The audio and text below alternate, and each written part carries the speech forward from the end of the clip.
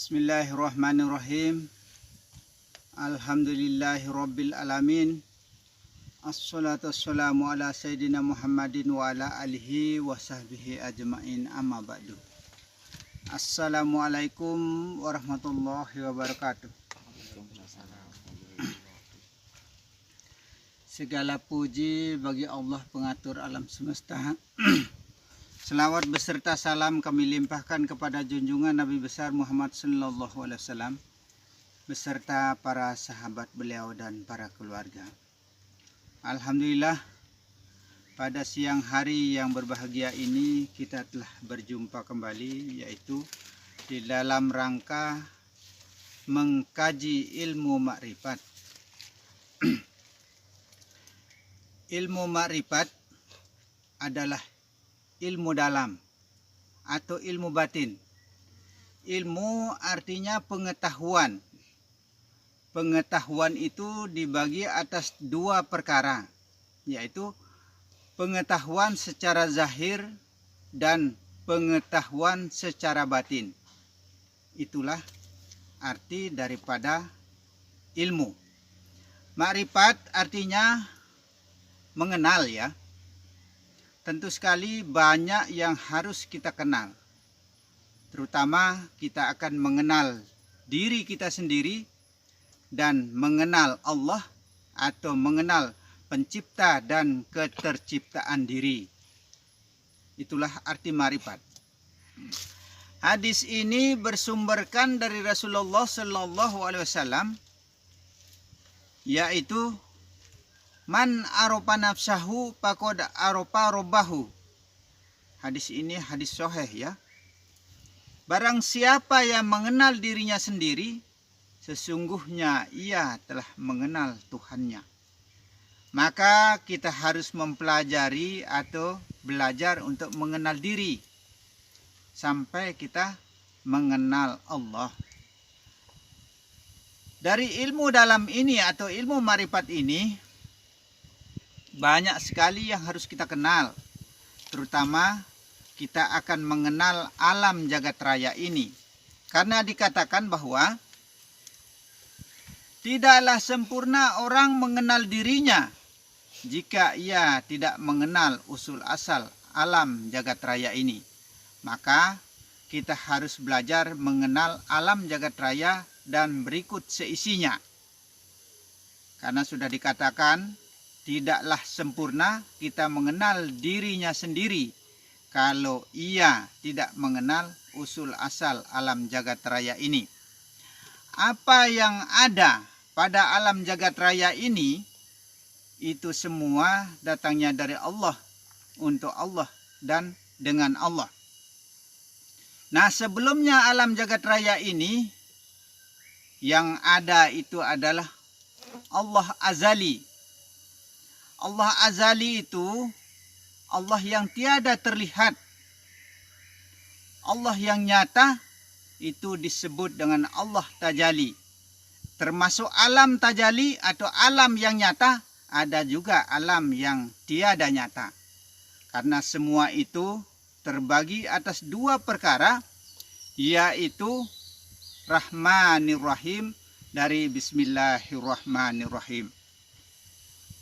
Nah, sekarang kita akan menguraikan mengenai Bismillahirrahmanirrahim. Rahmanir Rahim dari Bismillahirrahmanirrahim menandakan bahwa sifatnya Allah terbagi atas dua perkara. Apapun yang akan kita sebutkan, apapun yang akan kita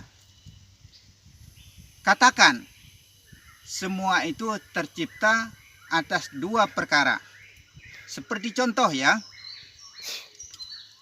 bumi dan langit, hidup dan mati, surga dan neraka, dosa dan pahala, bahkan apapun yang akan kita sebutkan, semua itu terbagi atas dua perkara.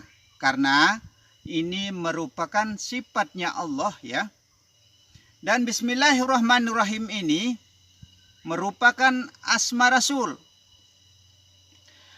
Kenapa dikatakan asma Rasul? Karena ia berakhir dengan huruf mim. Dan dimanapun kita jumpai yang berakhir dengan huruf mim di dalam Al-Quran, itu asma Rasul ya. Dan dimanapun kita jumpai yang berakhir kalimah dengan huruf nun di dalam Al-Quran, itu asma Allah. Di mana tempat banyaknya terdapat asma Allah dan asma Rasul? Di Al-Fatihah dan Yasin. Di situ tempatnya. Dan selanjutnya, Bismillahirrahmanirrahim ini termasuk merangkum alam.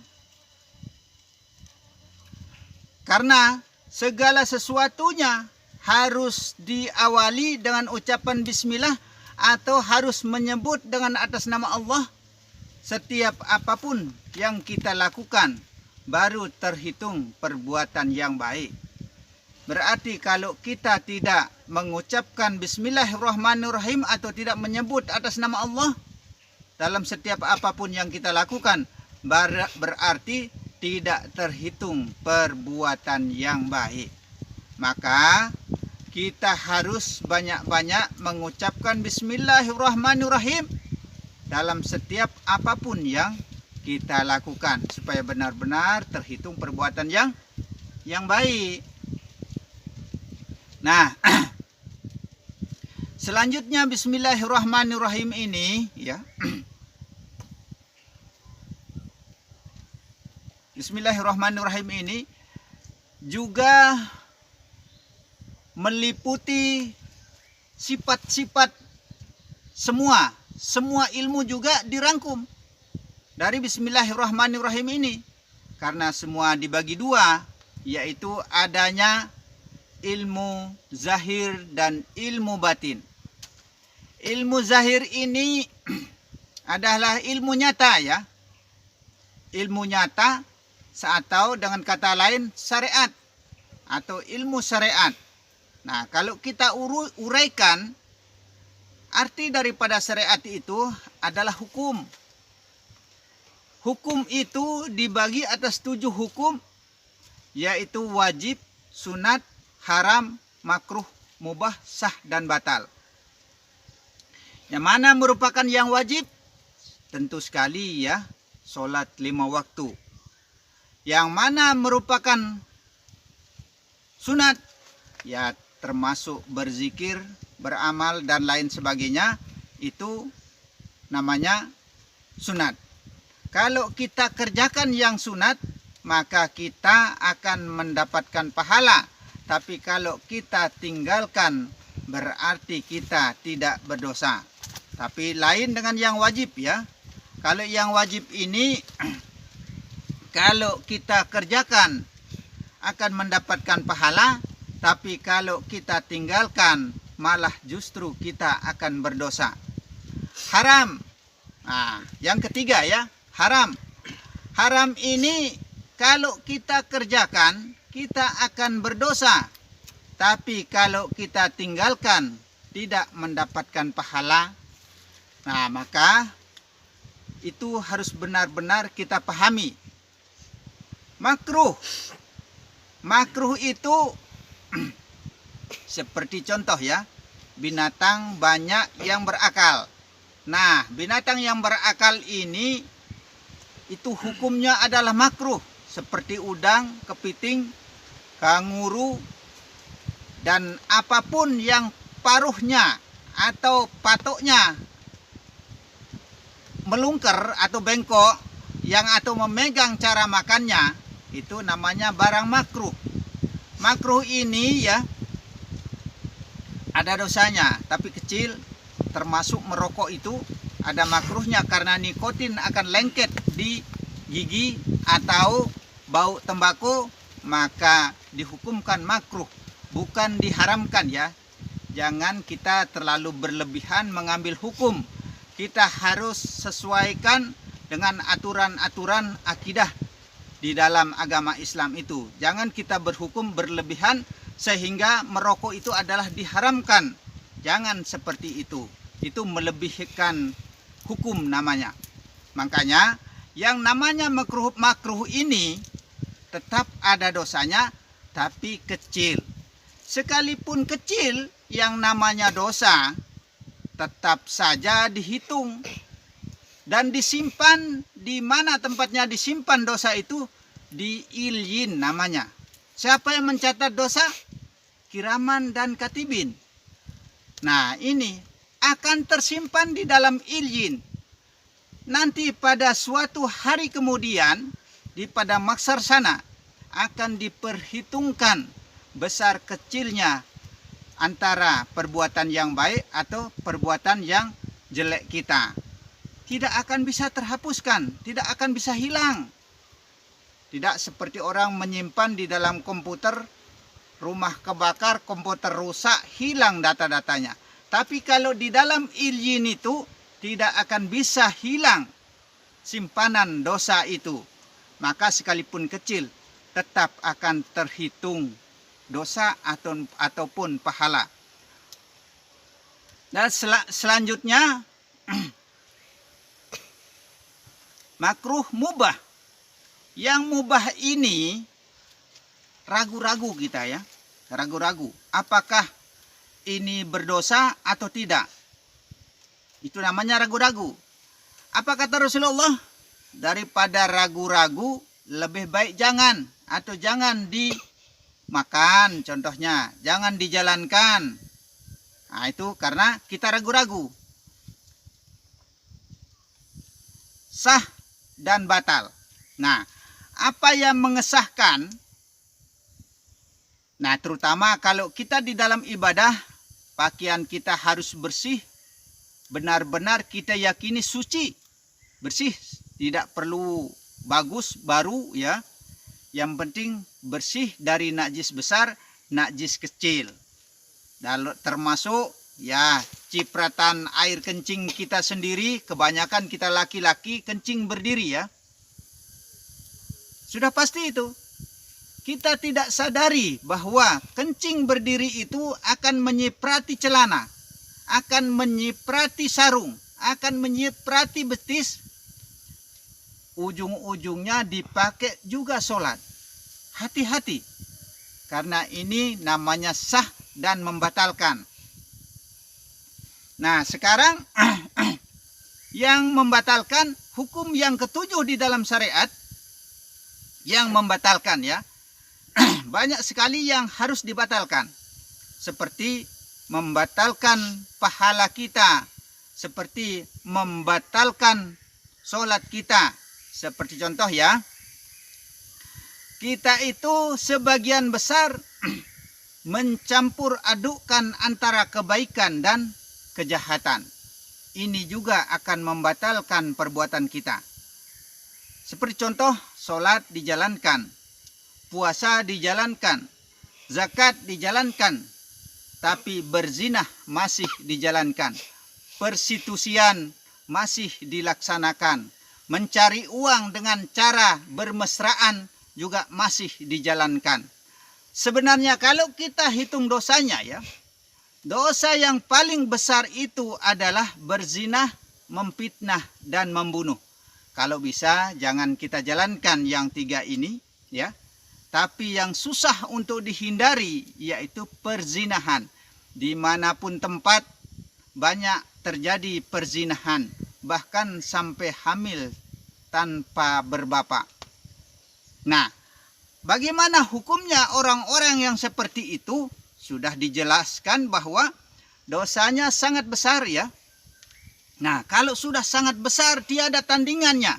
Seandainya kita bisa mencuri baru kita lahir dari kandung ibu kita sampai kita meninggal atau mati, kita bisa mencuri, belum sama besar dosanya yang namanya berzinah itu memfitnah dan membunuh. Yang memfitnah ini kebanyakan dari kaum ibu-ibu ya, saling membicarakan saling menggunjing, tidak sadar diri bahwa membicarakan kejelekan orang, tetangganya, saling mengungkit-ungkit kebaikan, saling mengungkit kejelekan, sebenarnya itu tidak dibenarkan oleh syara atau agama.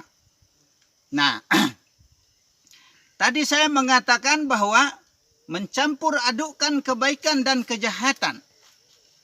Seperti contoh ya, perbuatan baik dijalankan, perbuatan jahat pun dijalankan. Seperti yang saya contohkan tadi, seandainya sekarang air susu atau susulah, susu ini menyegarkan tubuh atau menambah daya tahan tubuh atau increasing stamina atau minuman yang paling enak, segar sudah rasa dan manfaatnya. Tapi kalau kita campuri dengan air selokan atau air got, kira-kira bagaimana perasaannya kalau kita mau minum? Tidak enak kan? Nah, kalau sudah tidak enak rasanya perasaan kita mau makan atau mau minum dia, berarti seperti itulah antara kebaikan dan kejahatan. Jangan kita campur adukkan. Sama artinya tidak diterima amal kita sekalipun sholat. Sholatnya itu hanya berpura-pura saja. Celaka, namun tidak. Mereka itu adalah pembohong dalam agama. Nah, kepada golongan inilah yang akan disekap di dalam dapur api neraka. Na'udzubillahi min zalik. Maha benar Allah dengan segala firman-Nya. Kurang lebihnya kalau ada kekeliruan, kehilapan, kesalahan, kami akan mohon maaf yang sebesar-besarnya, yaitu terutama kepada Allah dan kepada kita semua kaum muslimin muslimat, siapa saja yang mendengar ceramah ini atau kaji duduk ini atau pengkajian dasar ini, yaitu pengkajian syariat ini dan seterusnya, karena ini akan berjenjang selanjutnya ya, akan berjenjang, akan berkelanjutan, akan kita isi terus dan seterusnya, semakin menanjak